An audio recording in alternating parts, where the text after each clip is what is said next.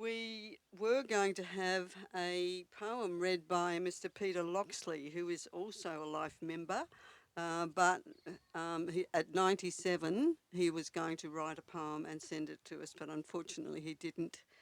So I'll move on and I'll introduce Mr. Jim Duncan. And Jim is the husband of Gwen and daughter of Peter Althofer, who, as we know, is one of the founding members of the Arboretum. Thank you, Mr. Duncan, wherever you might be. Coming. You probably need to put this up a bit. Thank you. That's right. I got it.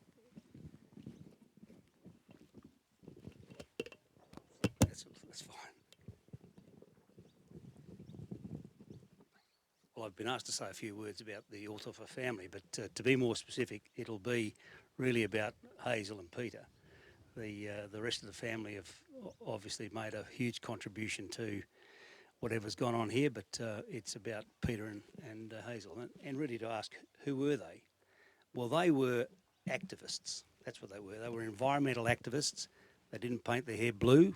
They didn't nail themselves to the road.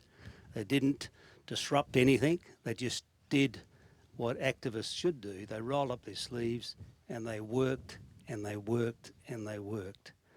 And the family had to get in tow and work as well. So there was a huge contribution by the family. Peter and I'm not going to talk about George. George, I'll leave that to a much more able and knowledgeable person, which was Rod and his son. But for Peter and Hazel, it wasn't just the Arboretum. George had written an earlier book called The Dripstone Story, and I recommend it to anyone that wants to understand the kind of the social fabric of areas like Dripstone or Wellington, or they're similar all over the country. We live in a very similar community in northern New South Wales. These things are made by people, these communities are made by people, and the people that care about where they live. And there's no doubt about it that they cared. George, as you know, with his inspiration for a place to preserve rare and endangered native plants, and his advocacy for that end.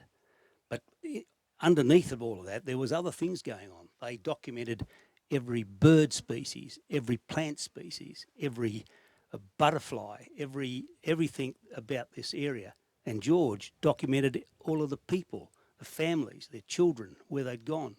It was a sort of a massive network of knowledge, a knowledge of country. We talk about Aboriginal knowledge of country. Well, these people, these were descendants of colonists or descendants of the early settlers. They also had a great knowledge of country and a knowledge of their communities. And it just always amazed me that they kept at it year in, year out. And I used to sort of sometimes hate coming up here for a holiday. I mean, it was not easy.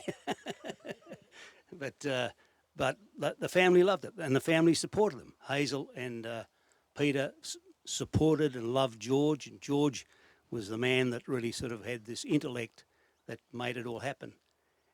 What influence did they have? Well, my daughter was in Adelaide at a dinner, and sitting opposite her was the director of the Adelaide Botanic Gardens. And she wanted to make some small talk over dinner about things botanical, and she mentioned the Arboretum. And the director said to her, "What do you know about the Burrendong Arboretum?" And she said, "Well, my grandfather." And he said to her, "Your grandfather inspired my PhD.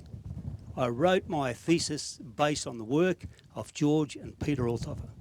So that's the influence that places and that activism can cause. And I'm going to just finish up there, but I just want to make one other comment. Some years ago, I spent my life in the corporate world, in management and consulting, both here and internationally.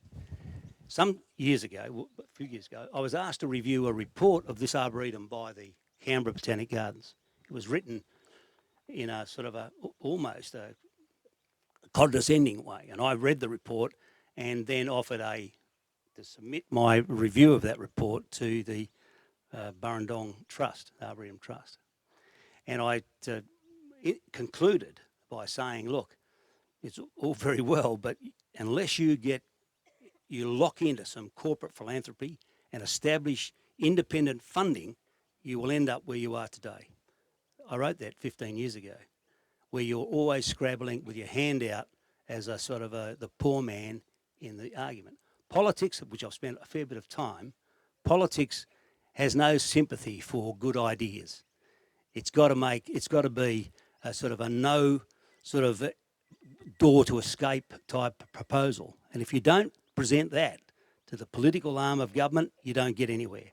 If you don't give the corporate world something that sort of gives them the, I suppose it's a sense of achievement and notoriety for their environmental policies, you won't get anything.